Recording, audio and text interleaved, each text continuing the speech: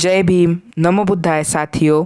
सबसे पहले मैं संविधान थोड़ा धम्म क्रांति इस चैनल की ओर से आपका स्वागत करता हूँ। इस वीडियो में आज हम तथागत बुद्ध से शुरू हुई बौद्ध जन्मदिन परंपरा और आज के बौद्धों की जन्मदिन मनाने की परंपरा, इस बारे में विस्तार से जानने वाले हैं। जन्मदिन मनाने की परंपरा की जब हम दूर तक खोज करते हैं तब हमें बुद्ध काल में पहले जन्मदिन का पता चलता है। इतिहास को ज्ञात जो पहला जन्मदिन है वह सिद्धार्थ गौतम अर्थात तथागत बुद्ध का है। हमें पता चलता है कि वैशाख पूर्णिमा यह उनका जन्मदिन है। विश्व में सर्वप्रथम मनाया हुआ ऐतिहासिक जन्मदिन यह तथागत बुद्ध का ही है। इसके अनेकों प्रमाण हमें त्रिपिटक साहित्य में प्राप्त होते हैं, जिनके जन्मदिन के बारे में ऐतिहासिक प्रमाण मिलते हैं। ऐसा पहला व्यक्ति तथागत बुद्ध ही है। हम डंके की चोट पर कह सकते हैं कि बुद्ध से ही जगत में जन्मदिन मनाने की परंपरा की शुरुआत हुई है। वही जन्मदिन मनाने की परंपरा आज विश्वव्यापी हुई है। आज छोटा हो या बड़ा, हर किसी को अपना जन्मदिन मनाना अच्छा लगता है। जन्मदिन मनाने का चलन आज आम हुआ है और सार्वत्रिक भी हुआ है। वैशाख पूर्णिमा के रूप में आज बुद्ध का जन्मदिन भी विश्वव्यापी हो गया है। मौर्य राजवंश भारत का सर्वाधिक गौरव प्राप्त राजवंश है।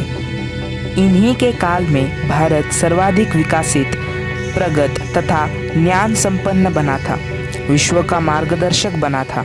मौर्य राजवंश यह बौद्ध अनुयायी था। बुद्ध के कारण शुरू हुई जन्मदिन मनाने की परंपरा का मौर्य राजवंश वाहक था। मौर्य राजा भी अपना जन्मदिन मनाते थे। मौर्य वंश के संस्थापक सम्राट चंद्रगुप्त मौर्य का जन्मदिन बड़े ही धूमधाम से मनाया जाता था। महान सम्राट अशोक मौर्य का जन्मदिन भी हर साल चैत्र शुक्ल अष्टमी को मनाया जाता था। उनके जन्मदिन पर रथों के जुलूस भी निकलते थे। सम्राट अशोक अपने जन्मदिन पर सद्वर्तन करने वाले कैदियों की मुक्ति करते थे। उनके जन्मदिन पर पशु बलि पर पूरी तरह पाबंदी रहती थी। प्रतिक्रांति के बाद भारत से बौद्ध धर्म लगभग लुप्त प्राय हो गया था। बौद्धों की अनेक परंपराएं भी भारत से लुप्त हो गई थी। आधुनिक भारत में बौद्धों में जन्मदिन मनाने की परंपरा फिर से आई, वह बोधिसत्व डॉक्टर बाबा साहेब अम्बेडकर इनके ही कारण। 14 अप्रैल 1928 को डॉक्टर बाबा साहेब अम्बेडकर जी का जन्मदिन सार्वजनिक रूप से सर्वप्रथम पुनः महाराष्ट्र में मनाया गया और तभी से जन्मदिन मनाने की बौद्ध परंपरा का पुनरुज्जीवन भारत में हुआ। आज डॉक्टर बाबा साहब अम्बेडकर जी का जन्मदिन भी विश्व भर में मनाया जाता है, वह भी विश्वव्यापी हुआ है। साथियों, इस ऐतिहासिक तथ्यों से हमें यह ज्ञात होता है कि जन्मदिन मनाने की परंपरा तथागत बुद्ध से ही शुरू हुई है। आज समूचे विश्व में तथागत बुद्ध का जन्मदिन बुद्ध पूर्णिमा के नाम से मनाया जाता है। सम्राट अशोक का जन्मदिन अशोकाष्टमी के नाम से मनाया जाता है और डॉक्टर बाबा साहब अम्बेडकर जी का जन्मदिन भीम जयंती के नाम से मनाया जाता है। अंग्रेज पूर्व भारत अनेक संस्थानों में बटा हुआ था। धार्मिक और जातीय वर्चस्व के कारण बहुसंख्य लोग तथा महिलाओं के शिक्षा पर जैसे पाबंदी लगी हुई थी, जिसके कारण शिक्षा का प्रमाण बहुत ही कम था। अंग्रेज़ों के 150 साल के शासनकाल में भी शिक्षा का स्तर बहुत ही निम्न रहा। 1947 को जब अंग्रेज़ों ने भारत छोड़ा तब भारत के साक्षरता का प्रमाण 12% था। एक ही तारीख को सामूहिक जन्मदिन। पहले बहुसंख्य पालक अशिक्षित तथा निरक्षर थे, इस कारण वह अपने बच्चों के जन्मदिन नहीं लिख सकते थे। वह बच्चे जब स्कूल गए तब शिक्षकों ने ही उनकी जन्म तारीख खुद से लिखी। तब स्कूल 1 जून को खुलती थी, इसलिए उन्होंने जन्म तारीख 1 जून ही लिखी। इसलिए भारत में पहले बहुसंख्य लोगों की जन्म तारीख 1 जून ही होती थी। इस सामूहिक जन्म तारीख के निर्माता तत्कालीन शिक्षक ही थे। एक तो सच्ची जन्म तारीख ज्ञात नहीं थी और जो ज्ञात थी वह सच्ची नहीं थी। इस कारण लोगों में जन्मदिन मनाने का चलन ही नहीं था। संविधान से शिक्षा का अधिकार मिला और बढ़ी भारत की साक्षरता। 26 जनवरी 1950 से भारत में संविधान लागू हो गया। डॉक्टर बाबा साहब अम्बेडकर द्वारा निर्मित इस संविधान ने सभी भारतीयों को शिक्षा का अधिकार प्रदान किया। सभी के लिए मुफ्त और सार्वजनिक शिक्षा की व्यवस्था की। शिक्षा का अधिकार मिलने के कारण भारतीयों में शिक्षा प्रमाण जलद गति से बढ़ने लगा। लोग बड़ी मात्रा में शिक्षित हुए। शिक्षित होने के कारण उन्हें अपने जन्म तारीख का ज्ञान भी हुआ। 1985 से जन्म प्रमाण पत्र अनिवार्य किया गया, जिसके कारण सभी भारतीयों को अपने जन्मदिन का सही ज्ञान होने लगा।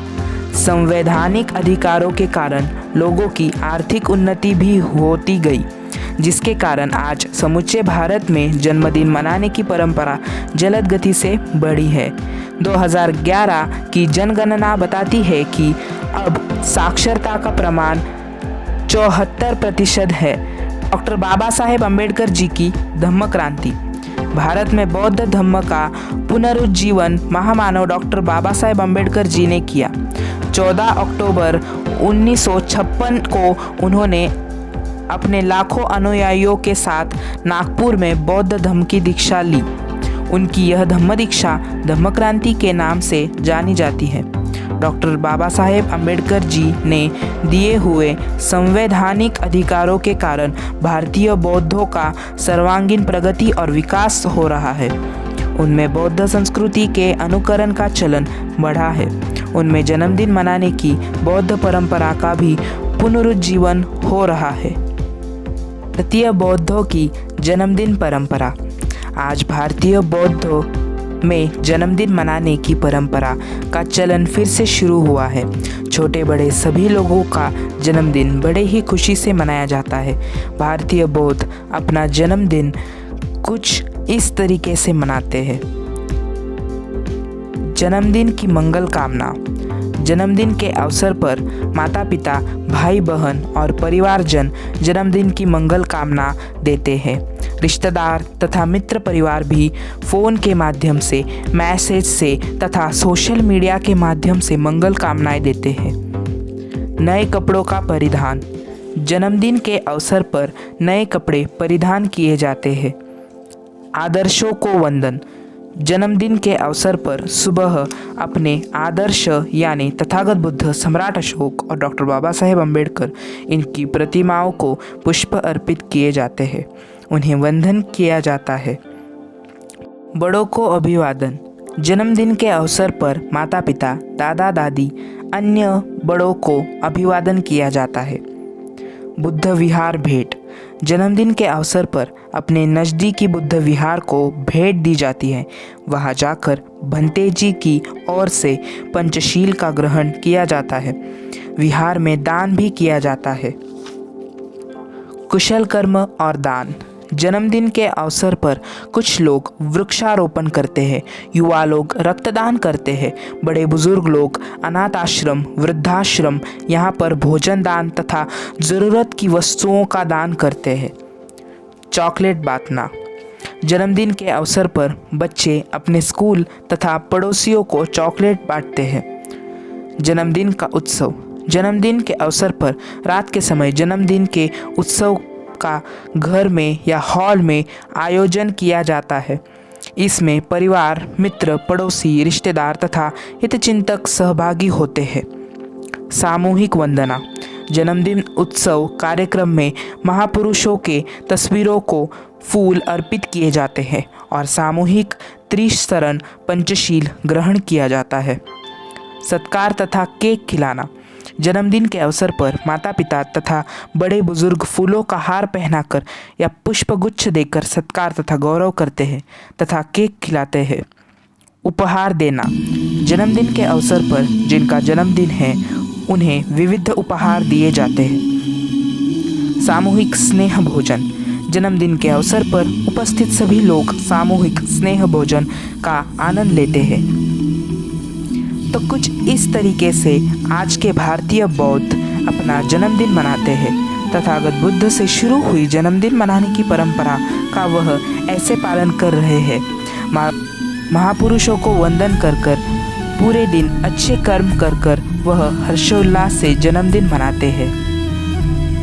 साथियों, हमारा यह वीडियो आपको पसंद आया हो तो यह वीडियो लाइक कीजिए, अपने मित्रों के साथ इसे शेयर कीजिए, आपके विचार कमेंट्स में लिखिए। हमारे चैनल धम्म क्रांति को सब्सक्राइब ज़रूर कीजिए। हमारा यह वीडियो देखने के लिए आपका बहुत बहुत धन्यवाद। जय भीम, नमो बुद्धाय।